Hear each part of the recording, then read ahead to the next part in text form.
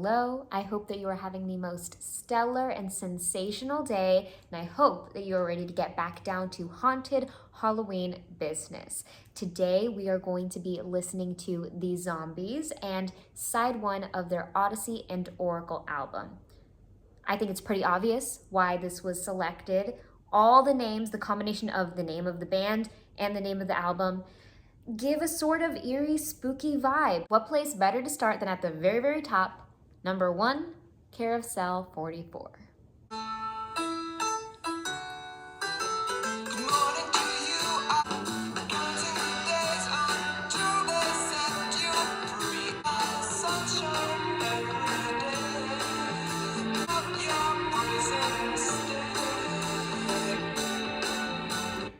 This is already such a spectacular change of pace. I love that there is an up-tempo pacing to it.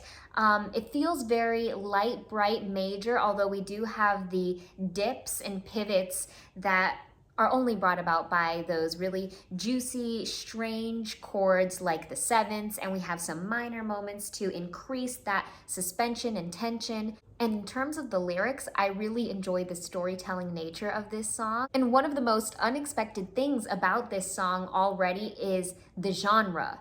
It feels like it exists way in the past, like with that really old key sound, like almost like a harpsichord or something from the Baroquean era or the Renaissance period, and the way that it's mixed with this more poppy sound, a little more poppy than rock. It almost gives a feeling of the Sarah Bareilles song, the Not Gonna Write You a Love song, or Annie Lennox's Walking on Broken Glass. It kind of has a little bit of that flair to it. Modernization of the past.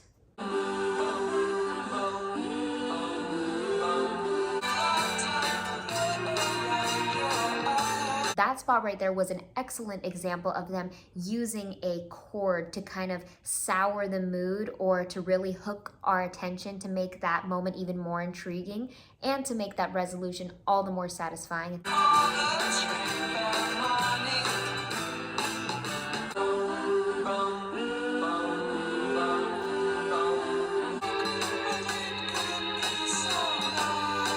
Even the vocal melody hypes up the suspense by taking that twist and that turn right there to kind of have this descending walk down feeling, but at the same time, the tone of the voice is high pitched and it feels like the center of the voice is gone. Like we don't have that resonance. It's more like this airy, breathy delivery. So that juxtaposition of it going down, down, down, yet existing in an airy space creates this eerie environment. I think that's the most Halloween aspect of this song so far.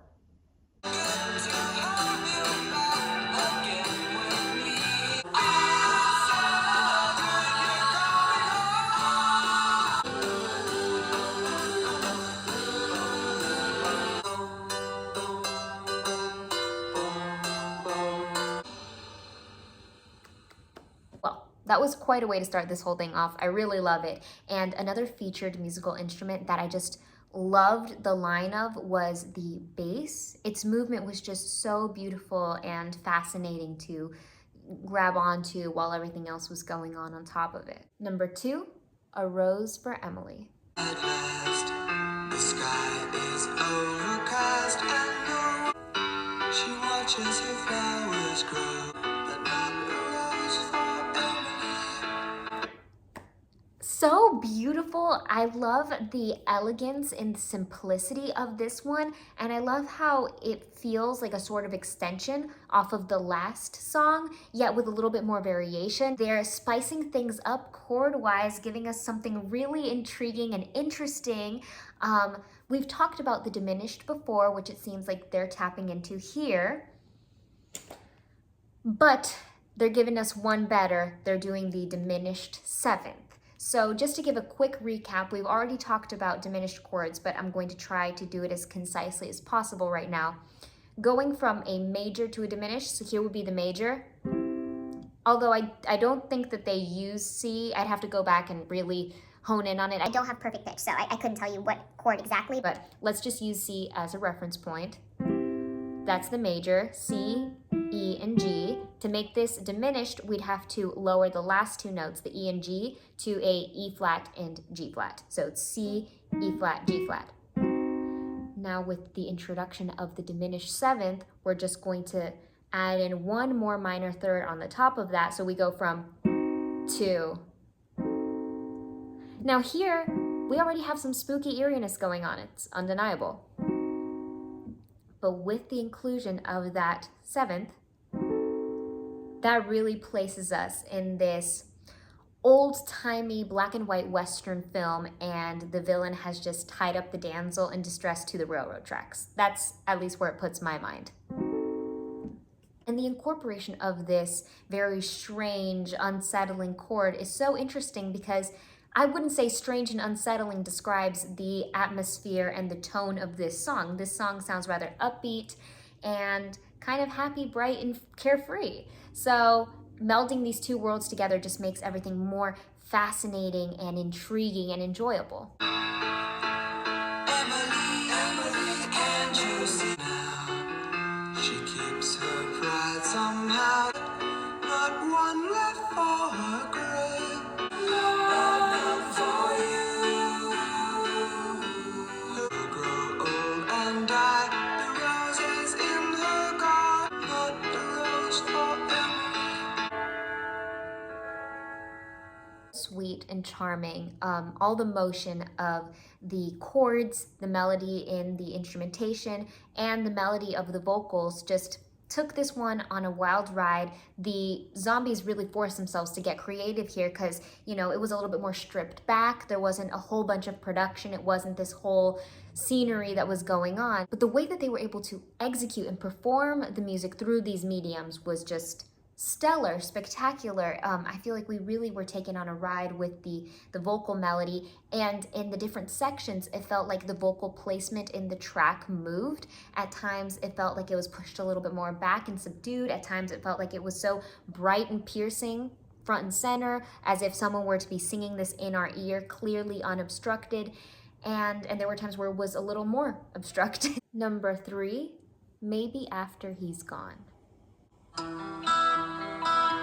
told me she loved me with words shadow when he came.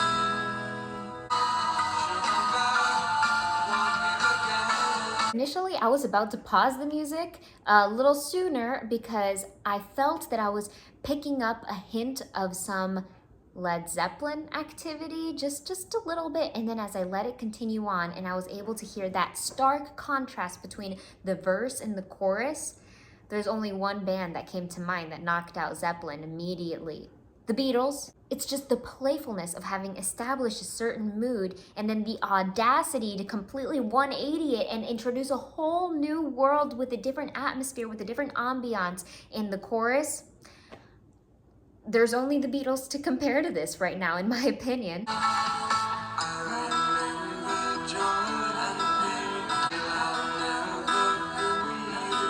That is just such a decadent and indulgent use of the minor.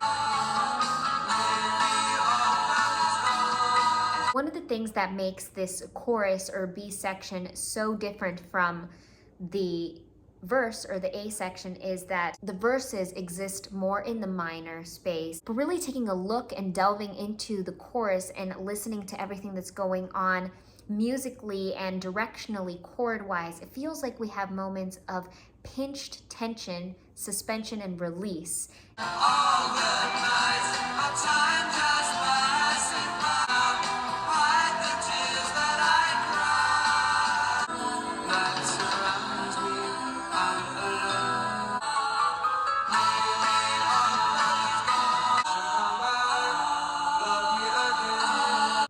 In the use of the vocalizations, the ad-libs and background oohs and ahs felt like it was yet another musical instrument. It felt like just another device that they used and executed so well. They manipulated the sound at moments and they added to those moments of tension and suspension with those sus chords with the fourth. The vocals were there to support the sound all the way around. And I love that we had a mirroring moment lyric to sound where he says something about being surrounded, and it felt like the vocal was at the same time being physically surrounded by sound, by instrumentation, and the ad-libs and the backgrounds. It felt like the whole thing was being enveloped. I'm really fascinated with everything that's going on so far. Numero 4, Beachwood Park. Summer days in all country lanes, and the breeze would touch your summer dark in Beachwood Park. This one is something a little bit different, a little spice in the pot. I feel like we're piggybacking off of number 3's whole journey into the minor, into the minor realm, but I feel like in a way this one's even more dark and mysterious. Although one could argue that there's even more faces of major, it's just this general tone that's set. It's a little bit haunting and eerie. There's this sense of a shadow being cast over the sound, and that could be due to some of the effects that are placed on some of the instrumentation. We had like an instrumental vibrato, like a reverb shakiness that was really cool. It added a lot of drama and intensity to the sound. Golden days and golden summer sun, you would count the evening stars as the day grew dark. In the walk down too, we have some interruptions by some interesting and suspenseful chords like sevenths. All roads in my mind take me back. Won't forget you, won't forget those days. And the breeze would touch you here, the evening stars as the day grew dark. I feel like the sound of the zombies in general, what I'm picking up so far, is just this culmination of so many different types of genius just woven together in their own zombie way. This was really fun and special. I love the way that the organ was able to ring through. It shined like beautiful sun rays. Each pitch was like a new spot in the sky that just had a beam of light shining down. And in general, I love the roughness in the production. It feels like each element was so crisp and so forefront and center, as if every single instrument was its own star. It was like an organ solo at times, it felt like. I just love how each element felt very individualized and narrowed in on. Number 5 and second to last, Brief Candles. There she sits, this mood will pass, to realize that she is better off this way. Memory, brief candles burn so fine, the sadness makes her smile. There's no more need for him, he understood.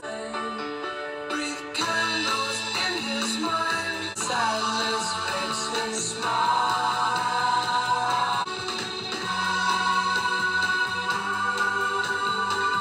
I love moments like this song because it really reinforces the value of percussion in general, as if I needed a reminder, which I don't. but it just makes it so obvious and apparent all the color and wonder and flavor that is infused and injected into a song due to the percussion alone. If we look at the verses, they're so vastly different than the choruses, even though that happy essence remains the same throughout. But here are things that change. So it feels like, even just looking at the pickups and the starts of the verses, we start with a pinched tension. It starts with this sus chord that needs to be alleviated immediately. So we already get that release. Whereas when we start the choruses, we open on a major, and there's this sense of openness that rings throughout that almost needs to be earned in the verses. It doesn't start that way. And I love the way the verses are handled with such delicate, gentle care, as if handling glass or something made out of porcelain. Whereas the tempo is kicked up a few notches in the chorus. It becomes more of a party, more of a parade, more cascading pitches, and the rhythm becomes a little more exciting and The sun shines brighter. A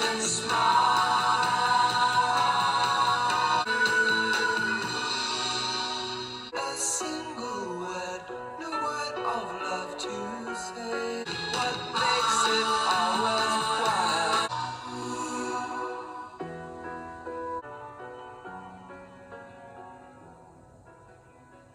This one is so ironically major, happy sounding, upbeat, and so full of sunlight. Because there is definitely this somber undertone, and it feels like it's in perfect denial by having established such a sunshiny disposition and cheerfulness. Number 6 and last, we have Hung Up on a Dream.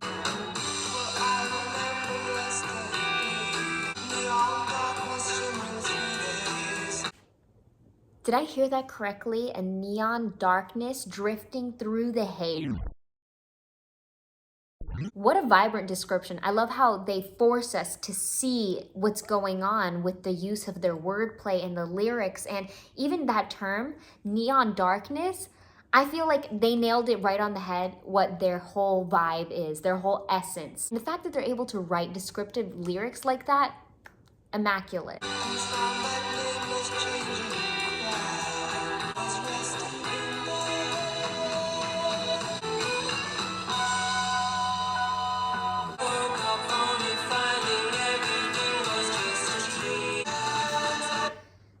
This specific song has this light darkness. It's very mysterious and whimsical in a way that encapsulates Willy Wonka, right? There's something so child-friendly about Willy Wonka, yet at the same time bone-chillingly terrifying. Something this song highlights on, but I think can be spoken of any of these songs that we've reviewed so far on this side, is that the zombies really don't take a break in terms of the music. The motion of the chords are constantly moving, constantly changing. We don't have a lot of space in between each, and they have a tendency to not reach for the low-hanging fruit or the obvious choice. They create this atmosphere, this ambiance that feels so exciting and energetic to live in, yet at the same time you're kind of skeptical too. It's very mind-boggling. I can't find a word for the feeling that they're giving me. I'm just dying to wrap my mind around why or how this band threw me off so far. And I think it's because of the different elements that they're fusing together and different time periods. It feels like they reached back into the past and brought to the future a few elements, like they're clashing decades and eras, of dipping into the Baroquean era, dipping into the Renaissance era. There's a little bit of modern pop, which wouldn't have been modern at the time. There's elements that I feel like are being brought about today. The way that they play with the production, it feels very unique. Thank you guys so much for accompanying me on this insane, wild musical journey. I feel like with every new band, every new album, or even with every new song, I discover so many new things about rock that I didn't know before, and it's a clear explanation as to why certain things sound the way they do on today's radio. And I'm just so grateful for you guys to be here doing this with me. And huge love to our spectacular Super Thanks heroes, because you guys keep the operation going. Thank you. I love you. My love for you, this stream of gratitude that I have towards you, will never end. This is an eternal thing. So thank you, thank you, thank you.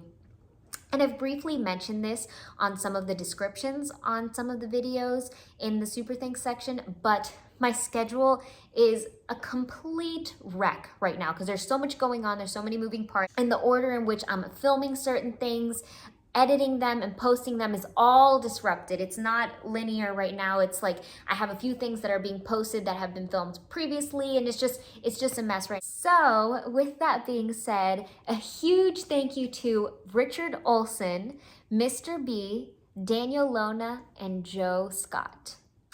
Love you guys. Richard, Mr. B, Daniel, and Joe.